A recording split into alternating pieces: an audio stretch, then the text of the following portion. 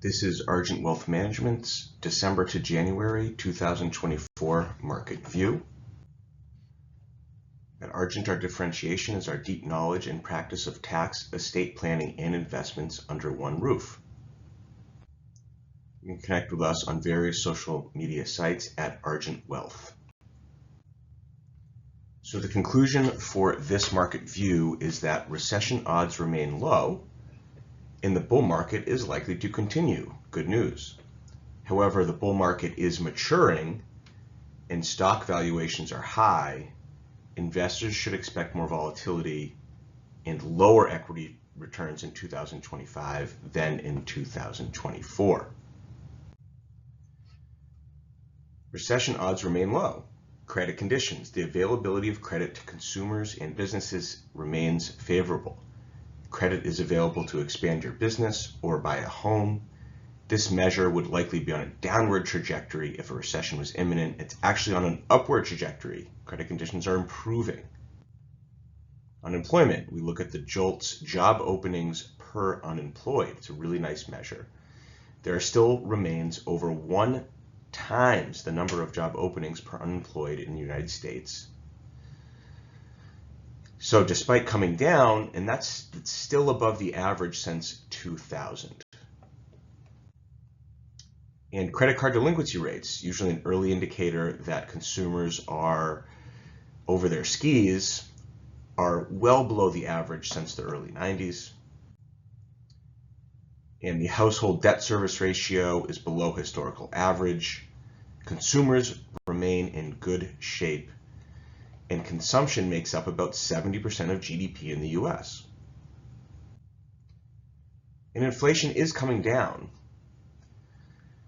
but getting core inflation, which sits at 3.3%, down to the Fed's target of 2% will be difficult, especially if the economy remains strong. However, with inflation between 2 and 3%, I think the Fed is going to be more focused on balancing their dual mandate of finding the right rate of unemployment, keeping unemployment strong, keeping the job market strong, and inflation. If we look at the presidential cycle, the first year of the presidential cycle tends to be a positive year for stocks, even though on average monetary and fiscal policy becomes more restrictive. It's very likely this year that monetary and fiscal policy does not become more restrictive. So that also bodes well for stocks going into 2025. And we look at the federal funds rate, which currently sits at 4.5 to 4.75%. With the economy in good shape and inflation likely to remain sticky, the easing cycle is more likely to be slow than fast, right? The Fed's not going to be lowering rates very quickly. Investors are pricing in an 86% chance of a rate cut on December 18th, but only 1 to 2 more in the first half of 2025. Well, a slow easing cycle tends to be good for stocks. It usually means the economy is strong and the Fed isn't cutting rapidly to fight a recession. They aren't behind the 8 ball, cutting rates to fend off a recession.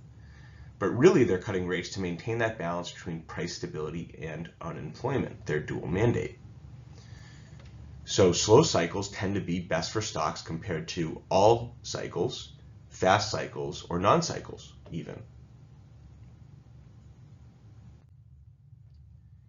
And despite the positive and macro technical backdrop, stock valuations are high on a relative basis. If you look at the percent of stocks with dividend yields greater than the 10-year Treasury yield, so dividend yields greater than the 10-year Treasury yield, it's down close to only 6%. This was over 75% during COVID, and really has been above about 18% on average going back to 1970s.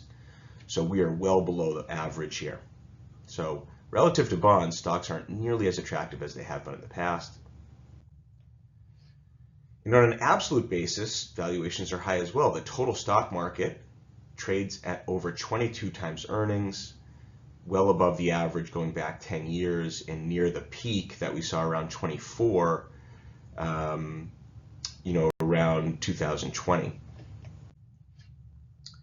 And sentiment is optimistic, so a lot of good news is priced into the stock market. Incremental good news would have less impact relative to incremental bad news at this point. And let's look at the current bull market compared to history. Historically, these types of bull markets have lasted 751 days with returns over 100%. That's on average. The current bull has lasted about 575 days and is up around 55%. That tells us that compared to history, this bull market is not necessarily longer than usual. So continuing into 2025 is certainly something that would not be out of the ordinary. Lastly, if we look at long-term bull markets, this one started in 2009. They call these secular or long-term bull markets. The last two have lasted 18 and 24 years. The one that started in 2009 is about 15 years old. That's shorter than the last two. So again, not out of the ordinary to see this continue on. Moreover, returns are in line with historical bull markets. The current bull market average nominal return for the Dow Jones is 12.6% per year. And the last two are from 1982 to 2000 was up 16.8% a year, and from 1942 to 1966 it was up 10.5% a year. So in line with historical averages. Again, what we're seeing is certainly within reason. Thank you for listening. This is Matt Rasucia, the Chief Investment Officer at Argent Wealth Management.